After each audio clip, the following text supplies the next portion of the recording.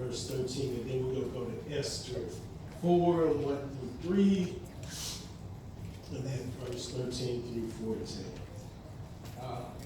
I was talking to Pastor last week. I was actually working on end time. End time. And God changed my message. So changed it. But we're going to start with Esther 3, verse 1 through 2. Then I'm going to drop down to verse 5 and 6.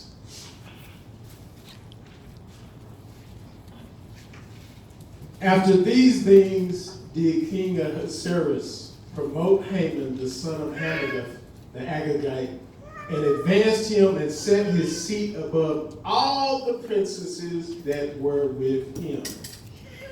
And all the king's servants that were in the king's gate bowed and reverenced Haman. For the king had so commanded concerning him. But Mordecai bowed not, nor did him reverence. Then drop down to verse 5, chapter 3 still.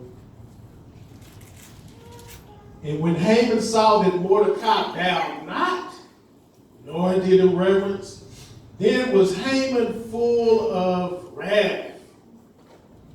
And he thought to scorn to lay hands on Mordecai alone, for they had showed him the people of Mordecai. Wherefore Haman sought to destroy all the Jews that were throughout the whole kingdom of Ahasuerus, even the people of Mordecai. Then drop down to verse 8 through 11.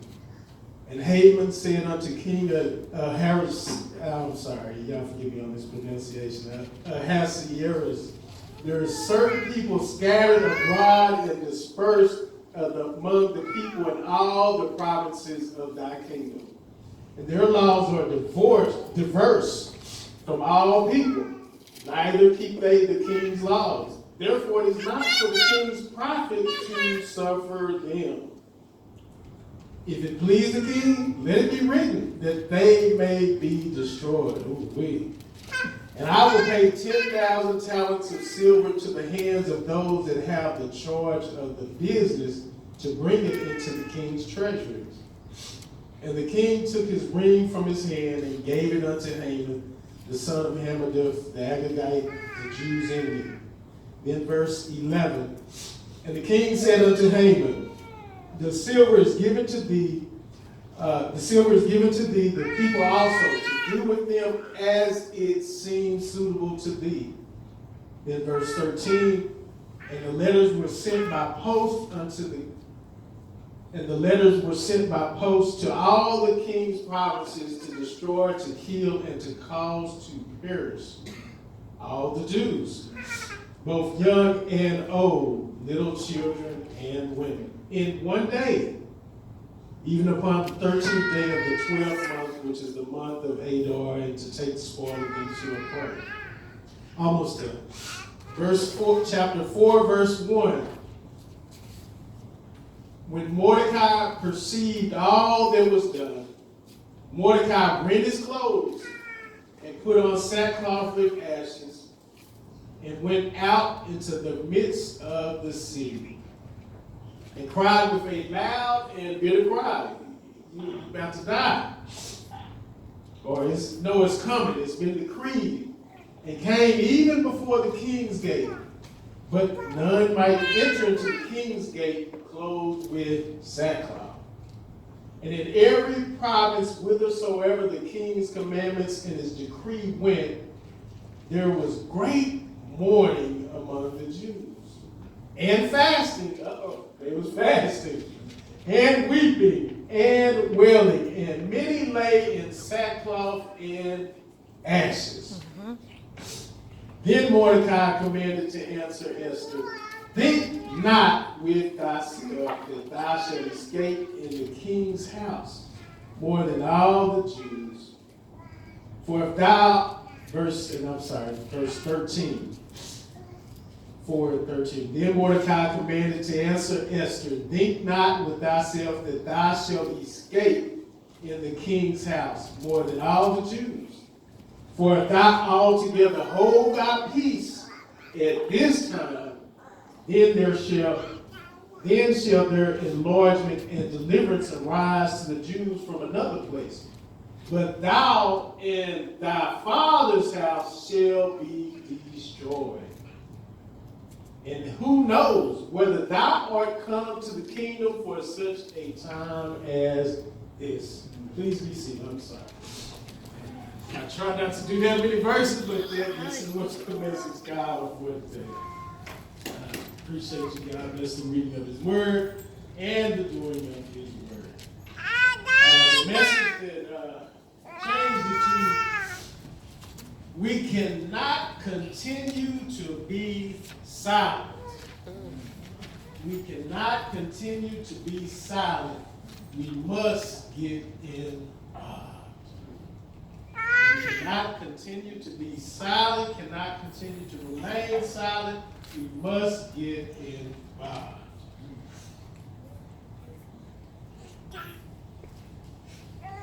God never intended for us not to get involved in important matters. Now, I'm talking about matters outside of these walls. It's good. I'm glad that you come in, and I'm glad that you praise Him in church, but God has never intended us to just be spiritual. He has wanted us to get involved in sociological and social and political things. If not, how can you reach? How can you change the law? How can you do something that's going to, not affect you? It's basically accepting if you don't get involved. You accept the issues. You accept whatever they decide. Whatever the world decides. If they decide lying, if a person is lying, then we're going to kill everybody. If you don't have nothing to say, well, okay, that's it. But when I got to looking back at the history, the church as a whole, not talking about East Garland, not talking about just COGIC, not talking about just Presbyterian or Episcopalian or Catholic, as a whole, churches in the entire U.S. have been silent, have been somewhat absent when it comes to being involved. So it's easy to see why some people don't. Oh, the church, okay. Where was the church? Where is the church? Attacks on prayer in schools began actually in 1948. 1948. There was a case in Champaign, Illinois, McCullum versus the Board of Education. It was the first time that the Supreme Court said, you are in violation of the separation of church and state. Why? Because religious groups were going and they were reading the Bible and they were giving prayers, not when they was doing the math, not when they was doing science, but they were doing it at other times. But they said, no, you're in violation. You need to stop that. You need to slow it down. We got to. Now, the church should have got involved right then. Because we see what eventually, inevitably happened, where slowly drugs started coming in. Then slowly knives started coming in. And eventually guns started coming in. But you could have nipped it in the bud right then. Could have. Did. Some time passed. 1962. Ingle versus Vitale.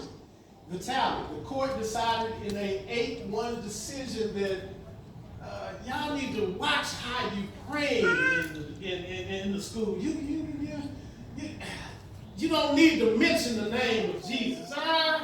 I mean, it's all right. You got to watch. You know, we got people that believe in Confucius. We got people that believe in, Muslims, all kind of people. Let's keep it a little. Let's slow down on that. And really, the reality of it, most of the people were somewhat Protestant, and a lot of people did not want Judaism. The Jews didn't want that being pressed on them. And then there were a few other religions. But that's basically how that happened. Again, where was the church? Why did the church not get involved? Exactly 1 year later, Abington School District versus Ship. They decided that prayer was a violation of the First Amendment. Violation of the First Amendment. And y'all need to go ahead and get rid of this. Abington versus Ship. In fact, now, us that are 50 and older, we thought we used to say Madeline O'Hara. Now, that was one of the cases that was coupled with that. During the Supreme hearing, it was Mary versus Curley, which was Madeline Mary O'Hara. Again, where was the church? They were somewhat silent, somewhat absent on the issue. 1963. Then some years passed, and we came to 1969. In Stanley versus Georgia. Again, Supreme Court. Makes you start wondering who on the Supreme Court, right? Oh, yeah. They decided that people could have obscene material within the comforts of their own home. It's all right. You can have that pornography in your house, just don't bring it out in public. 1969. What resulted from that, y'all? Well, a lot of people started, a lot more rapes. A lot of men, young men, and men who were respecting women started treating other women as if they were women of the night. And for you who watch documentaries and watch Channel 13 and PBS, well, you know around the early 70s, mid-70s, you had a whole bunch of serial killers apprehending women, having relations with them, and then killing them. You could have nipped it in the bud. But no, you said it was okay. You can have pornography in your own personal space. Church was again silent.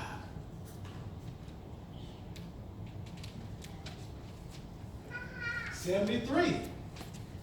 Roe versus Wade. Oh, Jesus. It should have been addressed a long time before just now. And I do say thou should not kill. That's it. But within reason, if somebody gets raped or if somebody gonna die, I mean, it makes sense. So I can't speak on some of these people that are so dogmatic, but it should have been addressed at some point. Before now, 1973, and we just now talking about it, just revisiting it.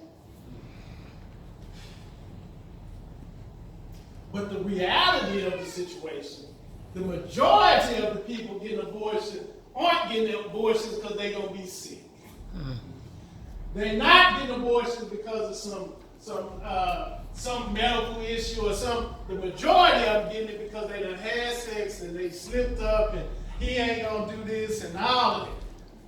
The reality of it. God. Then June 26, 2015, the Supreme Court found that same-sex marriage was going to be legal. Oberfeld versus Hodges. Now, to be honestly, the reality of the situation, there were only, which I didn't know until I did a little research, there was only 13 states at that time that hadn't changed the law in the first place. So I didn't know everybody else was letting it happen anyway. So what was happening was people were getting married in one state, then they go to this state, and they go, we don't want to accept that. You know, you in this state, I don't care what the rest of the states, but how in the world did that happen? I'm trying to figure out how did that happen. Where was the church? Where was the church? Then that happened. My Bible tells me in Hebrews 13:8, God is the same yesterday, today, and forevermore. So he was against it with Sodom and Gomorrah. He's still against it. That's it. If he destroys Sodom and Gomorrah, well, who is America? Are you? So I got to looking. In fact, we had talked about it. So we had talked about. I was wondering. I had to go back and look. I said, well, what happened that we missed this? And then since then, we still ain't done nothing. In fact, if you look at that, now you start. You're hearing more about men just showing up within so much distances and messing with kids and stuff. If you check out the news, goodness. But that year, 372 mass killings. And based on that terminology, that meant that at least four people were killed. Because I was trying to figure out how did we allow that to happen? In fact, George Zimmerman was acquitted, so some of us was upset about that. Freddie Gray in Baltimore, Maryland, some kind of way in the vehicle and some kind of way your spinal cord get torn. We just forgot to put a seatbelt on. How does your spinal cord get broke and the man ain't messed up? Then we saw Walter Scott running about 5-6 feet away, and he got shot in the back. Lord help. So we was upset. We was caught on some other stuff, and in fact, the year before that, we was still trying to get past Tamir Rice, 12-year-old with a toy gun. Lord help. Got to get involved. Got to get involved.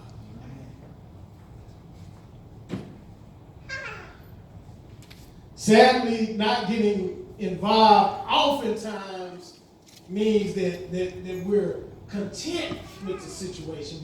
We're fine with the situation. We're okay with the status quo. That's usually what it means. To be silent in one's action, in essence, is accepting of the status quo. I can sit here and talk about it. We can talk about the problem. We can talk about the issues. But David, are you going to try to file something? Are you trying to do something about it? Hey, I got the message first, y'all. So it is what it is. We have to get involved. Perhaps, when I look at it over the history of time, perhaps maybe the church just didn't think it was going to affect them. What other justification is it for not getting involved, for not trying to change something? Nonetheless, my Bible shows me that things happen. Mm-hmm. That the Christians just don't get away and aren't just going to escape.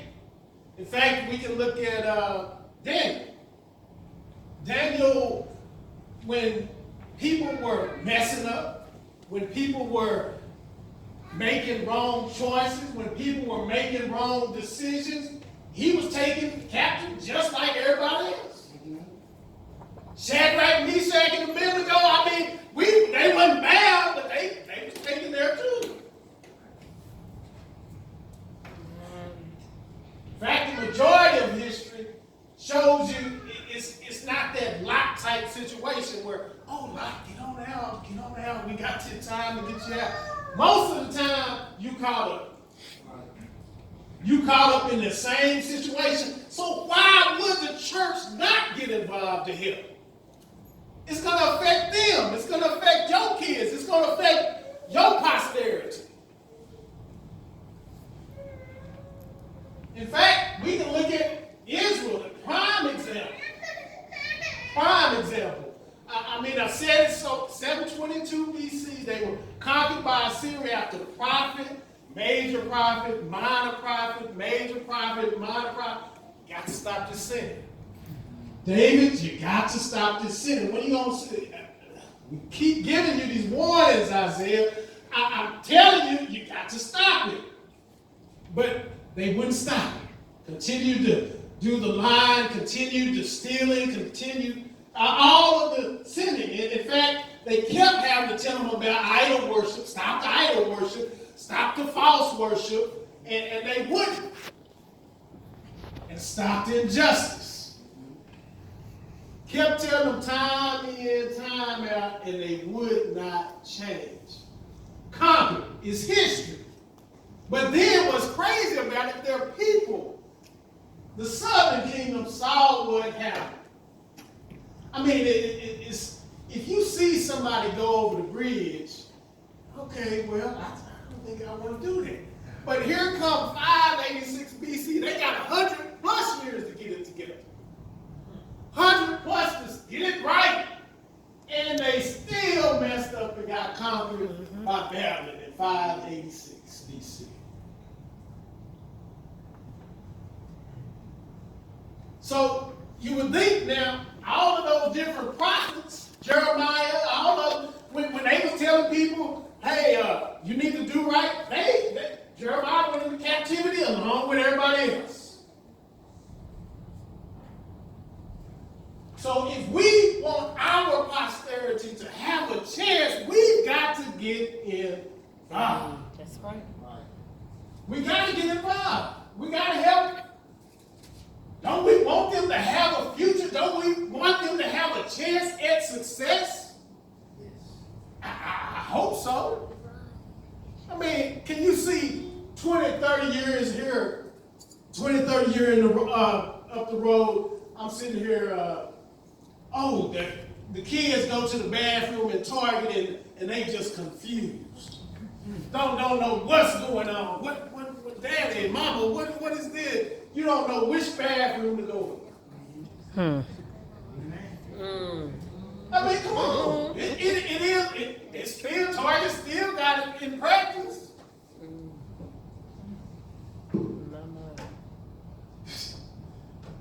Where is the church? We talking about it. Somebody filing something? Somebody trying to change something?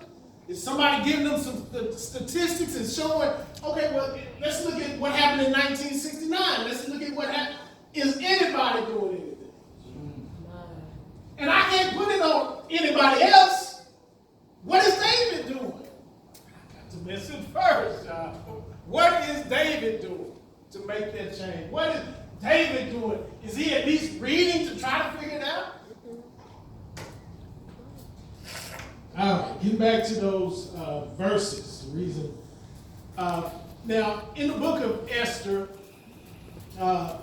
in the opening, as we know, just chapter 1, the king is having a banquet. He decides to have a banquet, and for whatever reason, Vashti decides to have a banquet too. Lord have mercy.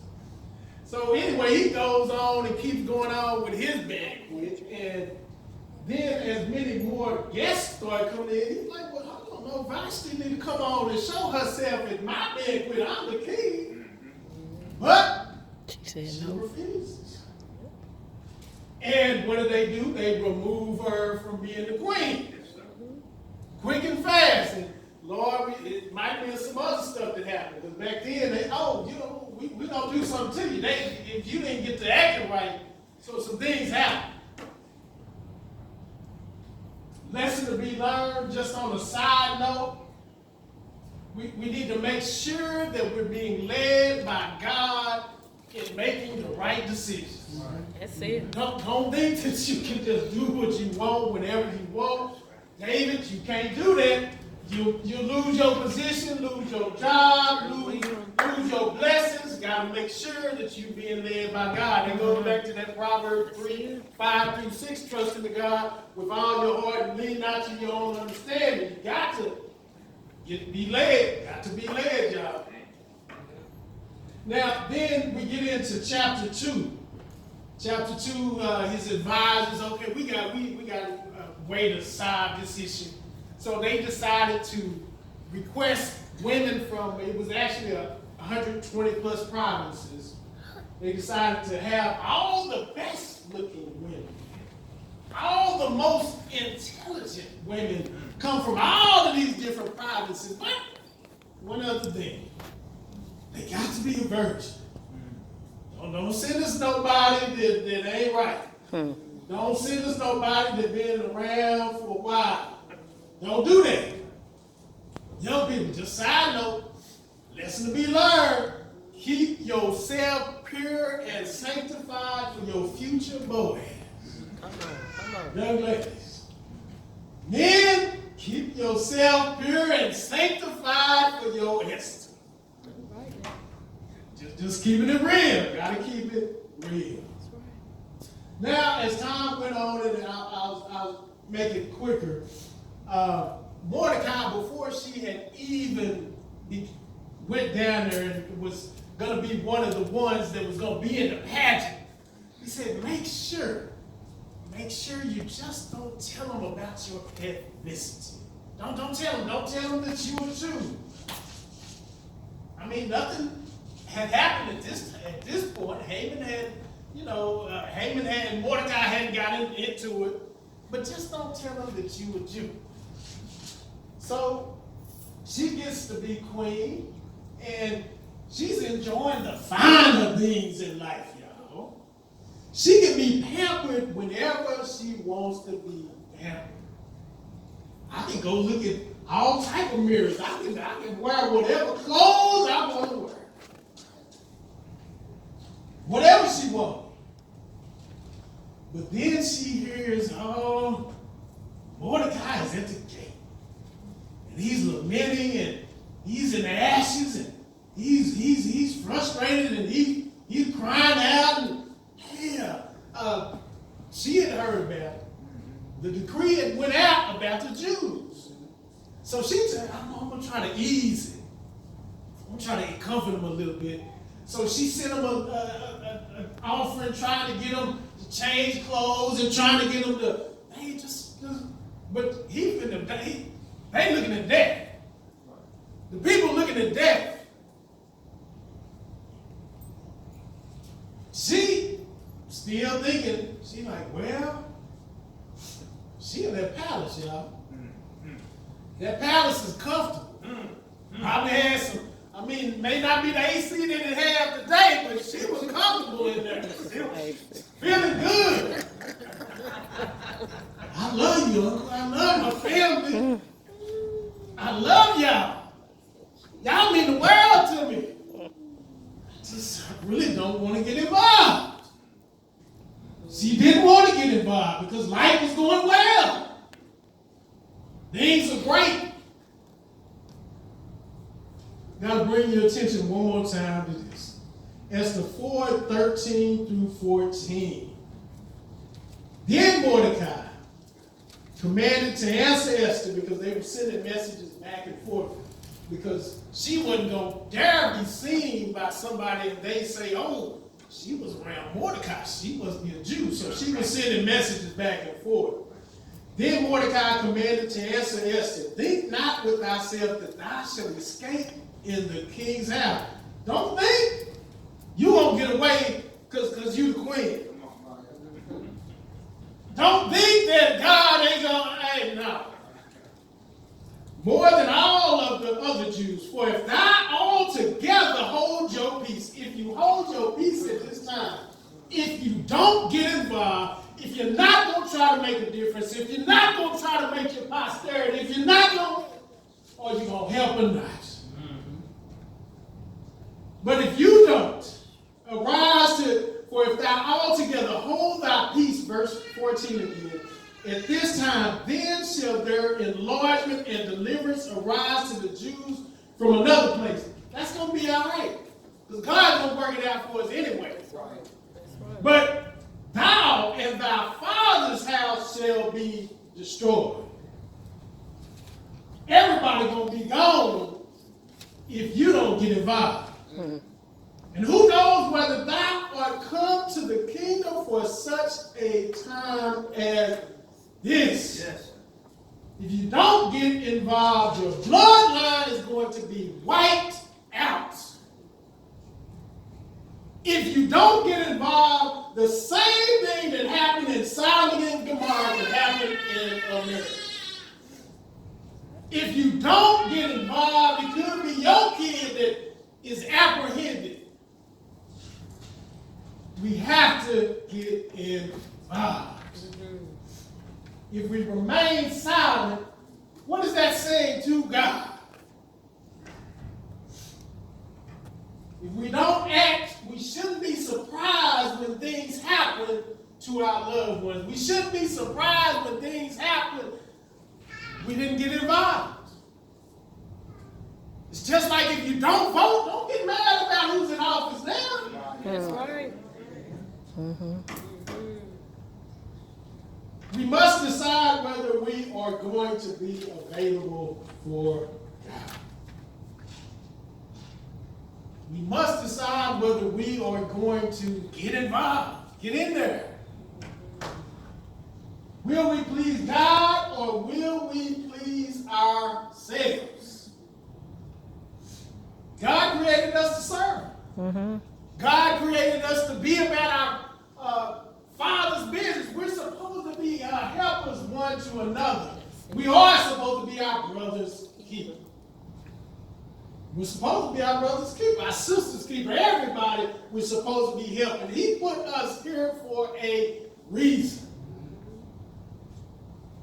Now some will say, well, I think Brother Dawson is better suited for doing this and that. I think he's better suited.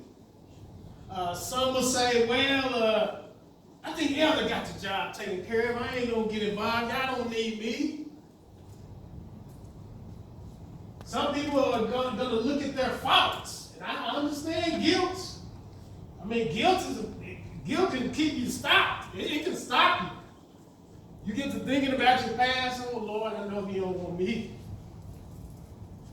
You can't let it stop you. Some people will think about their own faults and their own weaknesses, but you have to remember that greater is he that is in me than he that is in the world. Yes.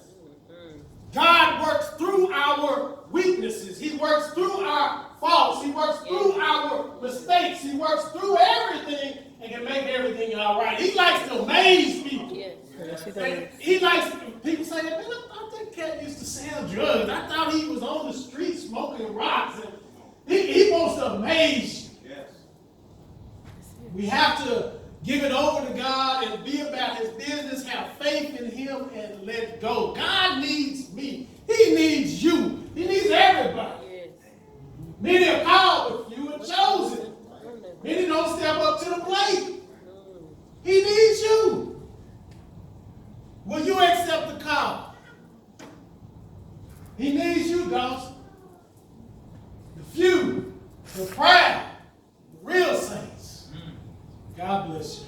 We're standing. Oh, amen.